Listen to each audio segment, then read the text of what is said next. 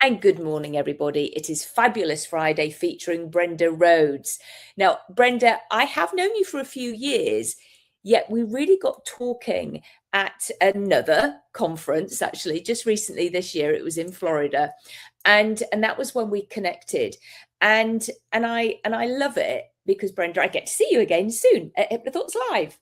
So that's great. And you are presenting there. So please tell us, Brenda, what are you presenting on at HypnoThoughts Live?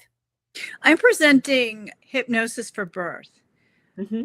And I believe that this is something that's very, very needed around the world, because there's so many fears that are brought up with family, with past experiences, with whatever people say. That, you know, a lot of people like to talk and say, oh, this was horrifying, and the woman down the other room, she was screaming, and this and that.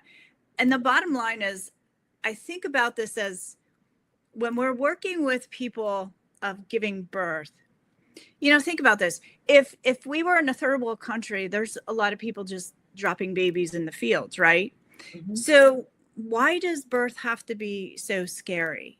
And this is what this talk is going to be about. It's about 25 minutes, and it's really about supporting other therapists to support their clients, so they have an understanding of, you know, the sessions to put them together for their clients, getting connected with their clients and working where the client is at, and really listening to what the client needs, and then putting that together and creating their client's sessions specifically for them. Yeah, and I love it. And we were talking just previously, Brenda, and I know you have been a hypnotherapist for 30 years. And you have your own training on hypnobirthing. And of course, it's never just the one thing. It's all the fears, and it's bringing in the family dynamics, and it's everything to do with it. So I love that you train this as well. So you really do come from a proper knowledge, and you do it. And I believe you've been working alongside doulas and other midwives for many years, supporting them and supporting families, young couples as they go through this. And you're right, the fear, the fear around birthing is huge. Well, there's a lot of people that are putting that out, and it's not just the family, it's not just society. It actually is, you know, when you go in with medical, you don't want this to happen to your baby, do you? What if this happens to your baby? What if this happens to you? You don't want to be, you know, having to come back to the hospital and this and that. And so it gives the woman this idea, and also the partner, whoever their partner is, you know, that, oh my God, I have to follow this because they said so. Mm-hmm. And there's just too much of that out there. And the bottom line is, we have that instinctual trust within ourselves if we tap into it. And that's really what this talk is about, is helping your client to tap into what they know. I mean, a woman's body is instinctually knowing how to give birth. And it just happens. And when you're in that nice, calm space, you can really breathe, and you can really push that baby out so easily. And when you can breathe through the contractions. So, you know, if we have that fear, we have that, oh my God, well, our muscles tense up. If our muscles are tensing up, then what happens? Mm-hmm. We get really contracted, and now our body is not in a place of working with the mind, and the mind's not working with the body, because we're in this place that really doesn't support us. And so working with hypnosis and clients to do this, it just gives you that support, and it gives you that knowing, because there's so many things that happen to people we have no idea until they come in and they sit down and they say, oh my God, this is what happened in a past birth, or maybe they're a VBAC, which is vaginal after C-section, and help them to be able to be comfortable with that. And then they can also use this calmness to make their birth very special, and to be able to be in a place of, you know what, this is what I want. I don't have to be rushed because somebody says it has to be now. Yeah. To be able to be in that place, you have to be really strong, because there's lots of people coming at you. Well, you have to do this and you have to do that. And so it's also about bringing that partner in, if you have a partner, and having them be your support, to be talking positively, Absolutely. to be, you know, very loving and soothing, to help you to focus on, you know, maybe it's a specific area in the room or a specific thing that you take with you, to be able to focus on that. So you have that, that's where my head is. I see that, I calm down. So, you know, the anchor, the trigger, whatever you want to call it. Mm-hmm. And the partner also can be in that space of advocating for the woman that's giving birth. Because if we don't have somebody advocating for us, there's a lot of things that are going to happen that it's not going to be the way you want it. Now, obviously, when you're giving birth, you're in total surrender.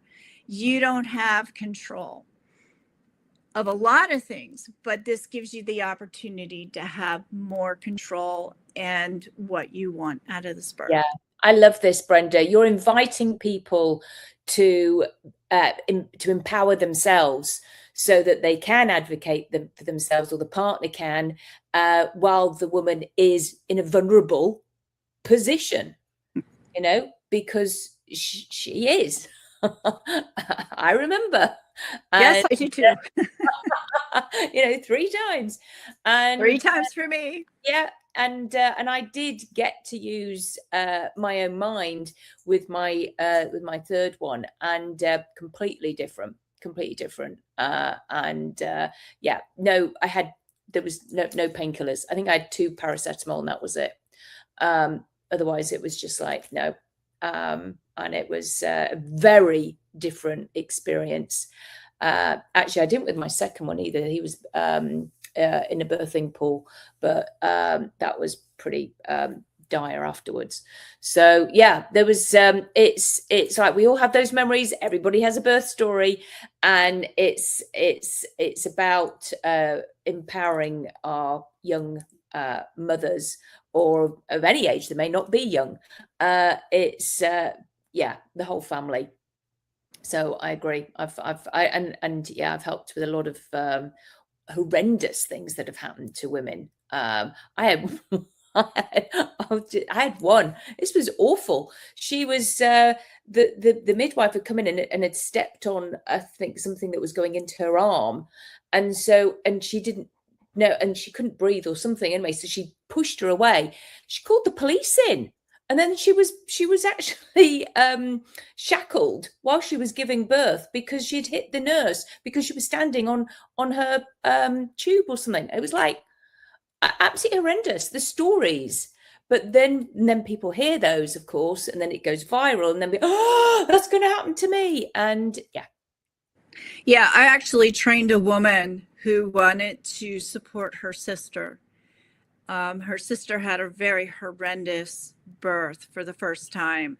And we did together a lot of trauma work. And that's another piece of what I offer in my training is when you have the medical trauma, whether it is stillbirth or a loss, you know, during the trimester, whatever you are in. And, but there's also a lot of medical influences that can be very devastating and traumatic. In fact, I know a couple right now that the husband really doesn't want to have another child because he was just so traumatized, and they were forced to do certain things, and they were they were told that children and youth would be called, and the woman was claimed that she was an addict. And then when they realized that she had no drugs in her system, then they kept saying she had herpes, and that the baby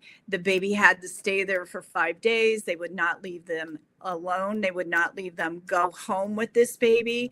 And obviously the mother, there was no way she was going to leave that baby, which kudos to her. But it was so traumatic. And you know, we need to be able to support people, and you know, that's what we're here for. I mean, that's what we do, is help people with that trauma, help people to have accomplish the goals that they want and all that. So yeah. And it is, and we all do wonderful work with that. I have my neighbour, she's since had 2 more little girls, but I helped her with it after her first birth, because it was, she said, I want to have another baby, but I'm so scared. I said, come see me, I'll help you. And I did. And she's got 2 more babies, because the first one often is for some people, but again, you help people, guide them through that first time, don't you? Because it doesn't need to be like that. So, but everybody's different. Oh my goodness, we could talk about this forever. I think every woman who's had given birth could jump on and give their birth story. Well, this happened to me and that happened to me, because everybody's unique. yes. So it's Absolutely. like arming people with as much tools and information as we possibly can. And you could do this, you could do this, you could do this. But we're not saying no medical, I think, because there will be no, absolutely not. Yeah. This is, you know, in conjunction with medical, if that's what the person decides. There's a lot of people that are having home births, and they just need to feel a little bit more comfortable with that. Or maybe the partner needs to feel more comfortable with the home birth as well. You know, and it's a beautiful tool that is very supportive. Yeah. And you can do a lot with this. You know, you can create a lot of you can create programs for the individuals. You can create recordings for the person. There's a lot you can do with us. Yeah, I love it. I love it, Brenda. And so everybody watching this, go and see Brenda if if this is your thing that you want to do. And you can always talk to her afterwards, because she has got she does train this, and so you can always have those private conversations. That's the beauty about HypnoThoughts Live. There's plenty of time to chat to people, because there's the big breakfast, there's always the parties, and go, there's that's the person.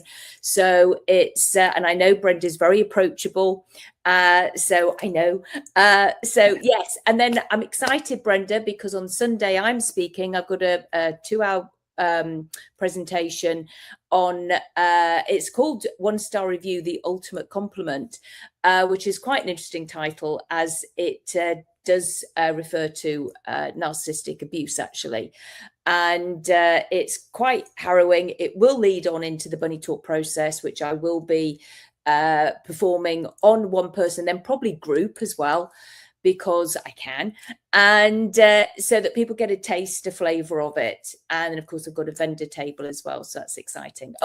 And then on the 2 days afterwards, the Tuesday and the Wednesday, I am performing a post-conference workshop of the Bunny Talk process, so that people can learn for it themselves and become a practitioner.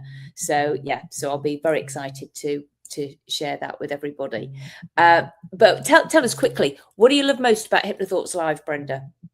I just, oh my God, there's not one thing. The people, the community, the ethics of it, the support, and just hanging out with people and being in that energy. Yeah. It's our own it's our own family. And meeting new people and learning so much from so many people, have so much to give. And we, just like our clients are individual, we are all doing our own thing. So if you're open enough to hear what someone else is doing and what they're saying, it's like, oh, that might be really beneficial. I could play with that and put that in my sessions and support people. So it's really it's a very loving community. It is. It is. So everybody, if you haven't got your tickets yet, get them. Come and join in at HypnoThoughts Live and meet people, learn, and have a fantastic time. So thank you for watching. Thank you for being on here, Brenda. It's goodbye from me, Claudia Rickard, and it's goodbye from Brenda Rhodes. So take care, everybody. Thanks.